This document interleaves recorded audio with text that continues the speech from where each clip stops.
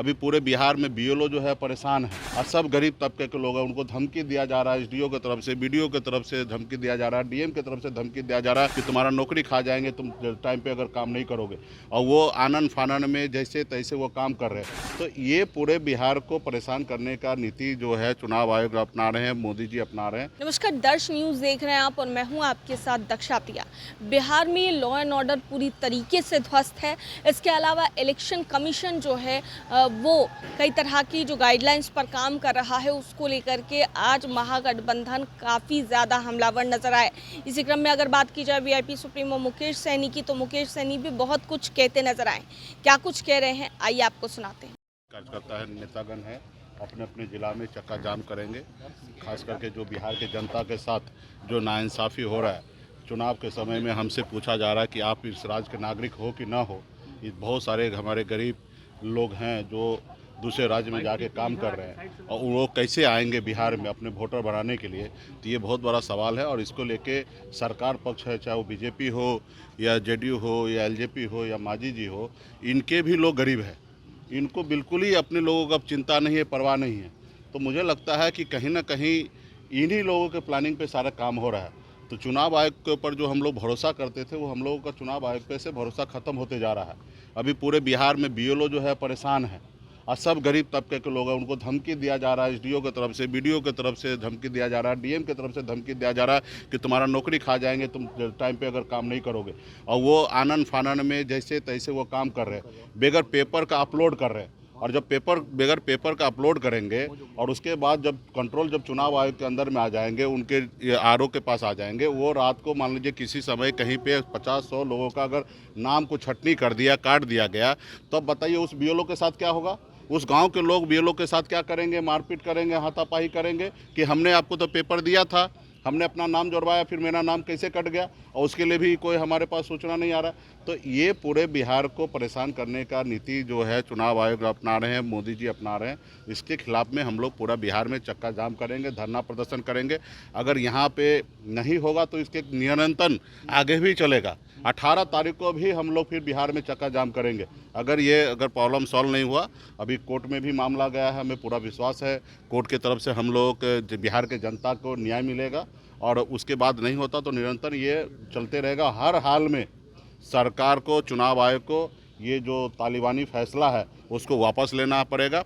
ये चुनाव की बात कीजिए या चुनाव का डेट बढ़ा दीजिए। चलिए 6 महीने के लिए चुनाव का डेट बढ़ा दीजिए, आप राष्ट्रपति शासन लागू कर दीजिए। हम लोगों को ये नहीं, 6 महीने का टाइम दीजिए, लोगों को आने दीजिए बिहार में। सब अपना छठ दीपावली में लोग आएंगे और फिर अपना नाम को जोड़ेंगे। आप बताइए 10 तारीख के बाद सावन चालू होगा बिहार में। खास करके बिहार के हमारे जितने भी हिंदू भाई हैं, सभी कांवर लेके जाते हैं भोले बाबा के पास जल चढ़ाने के लिए।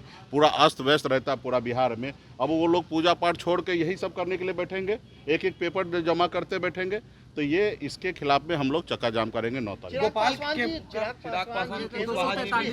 लगातार क्यों ये प्रेशर डाल रहे हैं कि मैं 243 लड़ूंगा, मुझको बिहार मुझे बुला रही है। पहले तो उनको 243 लड़ना तो दूर की बात है, पहले वो बिहार के जनता के साथ खड़ा हो जाए। पहले वो हमारे पासवान भाई के लिए खड़ा हो जाए। जो पासवान भाई को वोटर लिस्ट से नाम कट रहा है, उनके लिए उन लोगों को पहले खड़ा होना चाहिए। जब हमारा जनता रहेगा तब ना हम चुनाव लड़ेंगे भाई। जब जनता ही नहीं रहेगा, लोकतंत्र ही नहीं रहेगा, तो फिर कौन चुनाव लड़ेगा? कैसे चुनाव लड़ा जाएगा? ये इस तरीके से चुनाव लड़ा जाएगा, इसमें गरीब लोगों का है। स्वर्गीय रामविलास पासवान जी का क्या विचार था? आज अगर स्वर्गीय रामविलास पासवान जी होते तो आज का आज वो एनडीए से बाहर निकल गए रहते। इस तरीके से वो नहीं रहते कि उनके पीछे पीछे रहते। तो ये कहीं ना कहीं हमारे जो समाजवादी विचारधारा है, जो सेकुलर विचारधारा है, सभी को लेके चलने वाला विचारधारा है, इसके ऊपर कहीं ना कहीं खतरा है। आज 72 घंटे से ज्यादा हो गए हैं गोपाल हत्याकांड में, लेकिन अभी तक जो आरोपी है वो देखिए, विपक्ष को एक काम धंधा पे लगा दिया। आज अगर इस तरीके से अगर नहीं होता तो इसके लिए हम लोग बिहार में जो लॉ एंड ऑर्डर बिक रहा है, इसके लिए धरना प्रदर्शन करते। इतने बड़े उद्योगपति, बड़े बड़े व्यवसायी को हत्या हो रहा, अलग अलग गाँव में अलग अलग जगह पे घटना हो रहा था, आज इसके लेके जनता के बीच में रहते। लेकिन चुनाव आयोग जो है हम लोगों का दूसरा ही काम धंधा में लगा दिया। अभी हम जनता का किस किस का परेशानी झेले, और सरकार घर में बैठा है, हंसी मजाक कर रहा है बिहार के जनता के साथ, ना लॉ एंड ऑर्डर को देख रहा है, वो भी अपने चुनाव के तैयारी में लगा हुआ है। तो बिहार का क्या होगा? तो इसी आने वाले समय में जनता को जरूरी करना है। मुजफ्फरपुर में एक इंजीनियर की भी हत्या हो गई। पूरा बिहार में कौन ऐसा जिला है भाई, बता दीजिए ना कि वहाँ हत्या नहीं हो रहा है, लूट नहीं हो रहा। कोई ऐसा जिला बता दीजिए, कोई ऐसा अनुमंडल बता दीजिए जहाँ पे इस तरीके से घटना नहीं होता। सब जगह ये हो रहा है। और राहुल गांधी जी भी 9 तारीख को आ रहे हैं। हम लोग साथ में मिलकर पूरा धरना प्रदर्शन आपने करेंगे। कहा कि चिराग रामविलास पासवान अगर होते तो इस्तीफा दे, तो क्या आपने चिराग पासवान को सलाह दे रहे हैं? ये सलाह क्या, उनको बता रहे हैं। हम स्वर्गीय रामविलास पासवान जी के बताए हुए रास्ते पे चलने वाले लोग हैं और स्वर्गीय रामविलास पासवान जी का जो तेवर गिलेवर हमने देखा है, तो हम तो ऐसे पर्सनली भी उनके साथ हमको काम करने का मौका मिला और उनका जो हम पार्लियामेंट में हम भाषण सुनते हैं, जो उनके बारे में सुने हैं, हमारे जन्म से पहले से वो राजनीति करते हैं। उनके बारे में जो हमने इतिहास पढ़ा है कि ऐसे जगह पे अगर स्वर्गीय पासवान जी होते तो 1 मिनट भी एनडीए के साथ नहीं होते, वो तुरंत सरकार से बाहर निकल जाते हैं। जी, बिहार में लॉ एंड ऑर्डर नाम की चीज़ है ही नहीं और इसके जिम्मेदार बीजेपी है, क्योंकि सरकार बिहार में बीजेपी के इशारों पे चल रहा है। सिर्फ लॉ एंड ऑर्डर ही नहीं, हर चीज़ पे ढिलाई हो गई है और जनता को बीजेपी से, मोदी जी से, अमित शाह जी से रिपोर्ट कार्ड मांगना चाहिए कि आपको हमने विश्वास दिया तो आपने हमें रिटर्न में क्या किया।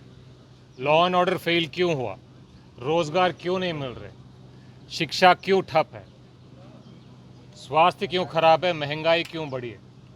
और अगर आप नीतीश जी का चेहरा पे चुनाव नहीं लड़ना चाहते हैं तो उनको मुखौटा क्यों बना रहे हैं, ये सब बिहार की जनता को बताना पड़ेगा। आगे सबसे बड़ी बात, बीजेपी, मोदी जी, अमित शाह समझ गए हैं कि बिहार की जनता को उन पे विश्वास अभी नहीं रहा, तो बिहार के गरीब जनता का मत छीनने का साजिश रचा है उन्होंने और बैकडोर से चुनाव को चोरी करने का प्रयास कर रहे हैं। बिहार की जनता ये कभी सफल होने नहीं देगी। धन्यवाद। 9 तारीख को चक्का जाम है, राहुल जी भी आ रहे हैं।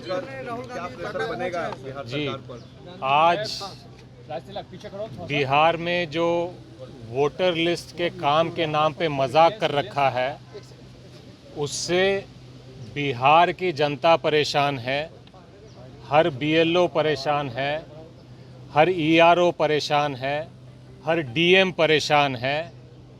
इसके विरोध में जनता के साथ सारे इंडिया गठबंधन के नेता तेजस्वी जी और राहुल जी सड़क पर उतरेंगे 9 तारीख को और डटकर जनता के साथ जनता की आवाज़ उठाने का काम करेंगे। तो सुना आपने मुकेश सहनी क्या कुछ कहते नजर आए हैं। वहीं अगर बात कर ली जाए कृष्णा अल्लावरू, जो कि बिहार कांग्रेस के प्रभारी हैं, वो भी महागठबंधन को लेकर के कई तरह की बातें कहते नजर आए हैं। वहीं सत्ता पक्ष पर किस तरीके से हमलावर नजर आए हैं वो आप सुन रहे थे। कैमरा पर्सन शशि के साथ मैं दक्षा प्रिया, दर्श न्यूज़।